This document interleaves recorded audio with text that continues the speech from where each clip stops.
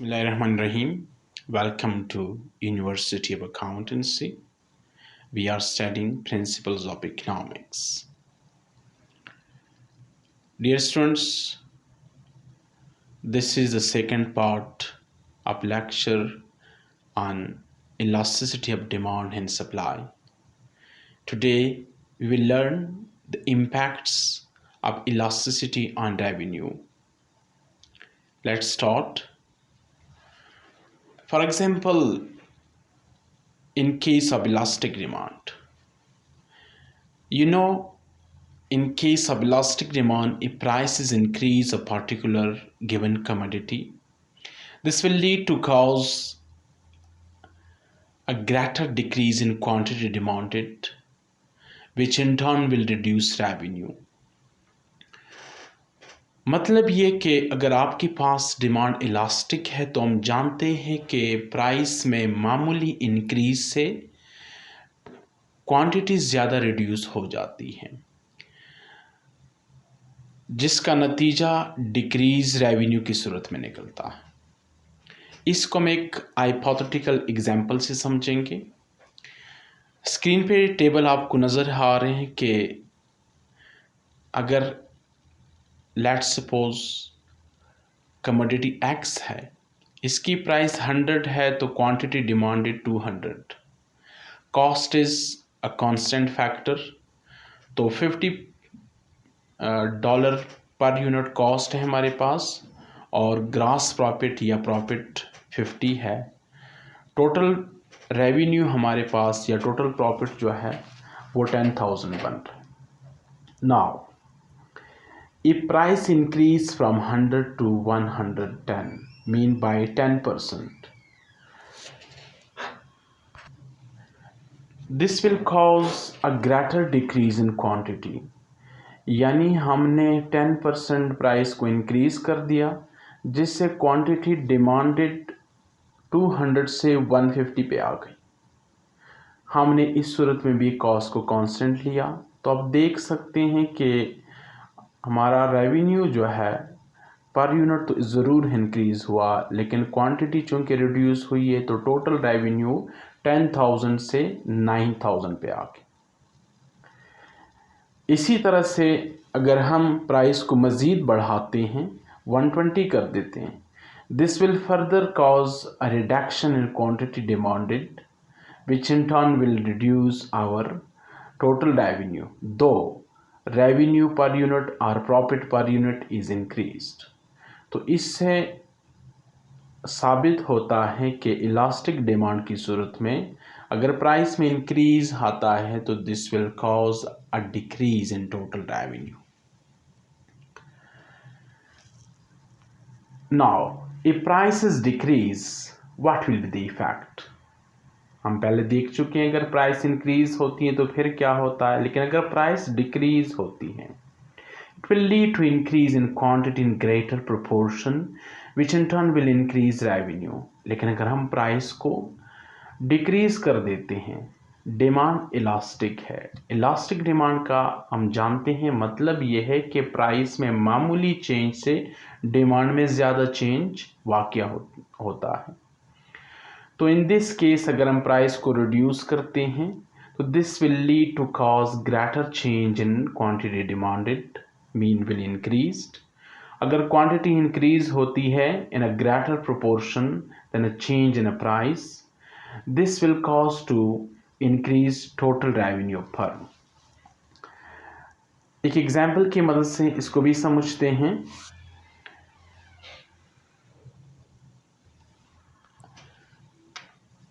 Let's taking the previous example. If price is 120, अगर price 120 है तो quantity demand is 400 and cost per unit is 50 like in previous example, and we earn per unit profit 70 and total profit is 28,000. Now as you know, this is a case of elastic demand. If price is reduced by 5 rupees or $5 per unit, this will lead to increased demand by 100 units mean total 500 units, and total revenue will be in that case 32,500. तो आप देख सकते हैं कि हर चंद के हमारा profit per unit तो reduce हुआ प्राइस को रिड्यूस करने से, लेकिन चूंकि क्वांटिटी इंक्रीज हुई है तो नेट इफ़ेक्ट के तौर पर, टोटल इफ़ेक्ट के तौर पर हमारा रेवेन्यू इंक्रीज हुआ। इसी तरह से अगर हम प्राइस को मज़ीद डिक्रीज़ कर देते हैं, 115 से 110 पे ले आते हैं, तो हमारा टोटल डिमांड क्वांटिटी डिमांड जो होगी वो 600 हो जाएगी।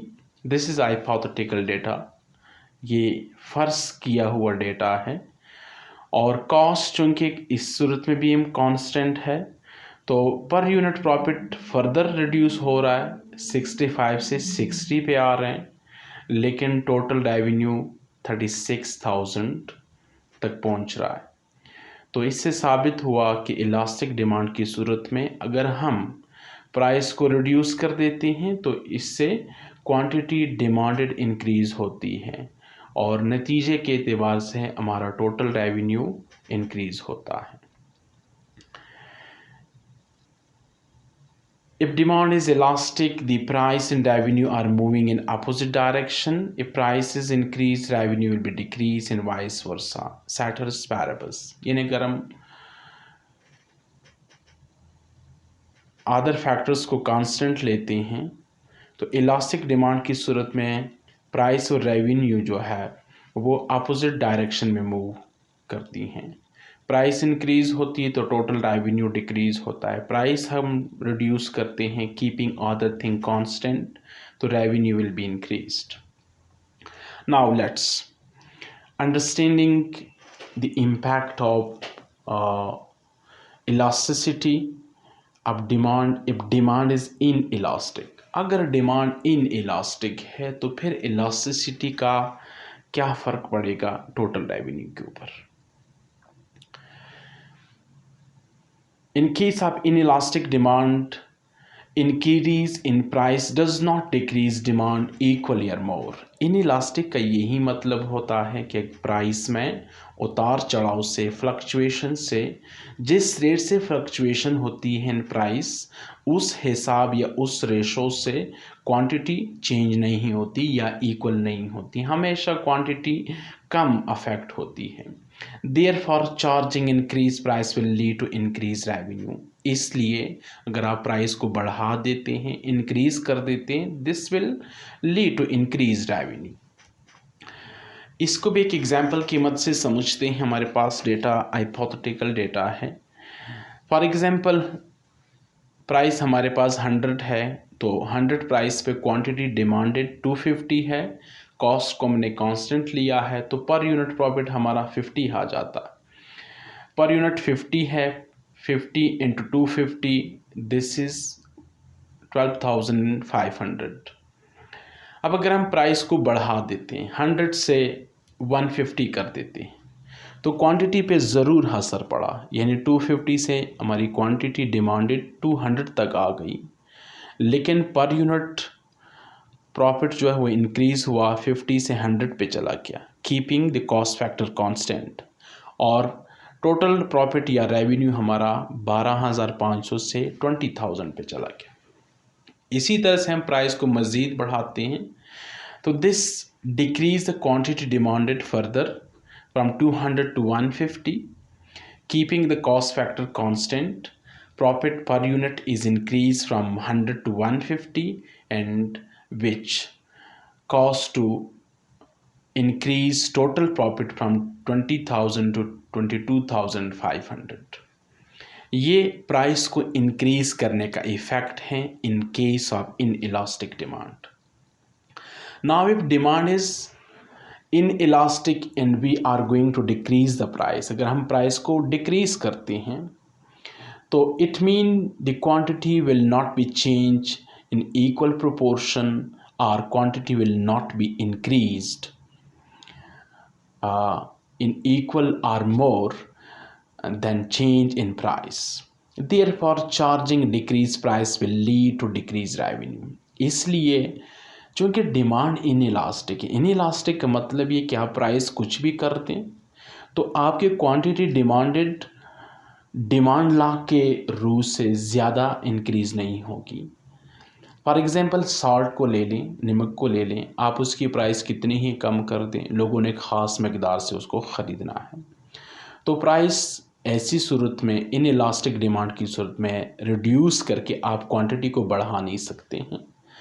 अच्छा, जब ऐसा है तो आपका टोटल रेवेन्यू रिड्यूस होता है।